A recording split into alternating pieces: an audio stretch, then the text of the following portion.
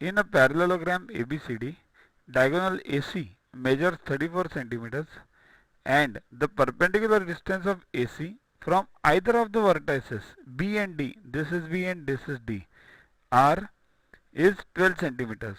So 12 meters, sorry. So meters. Find the area of the parallelogram. Okay. Area of the parallelogram is base into height. Don't use this formula over here because it will be difficult for you to find the height and the base.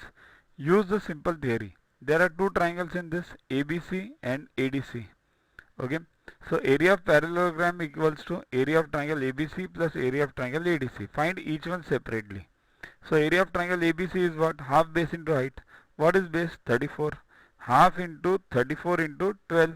Okay. So it becomes, just multiply this, you will get 204. Similarly, ADC is also the same, 34 into 12 into half. So 204. So both are 204. So area of parallelogram is what? This plus this, 204 plus 204, 408. That's so easy.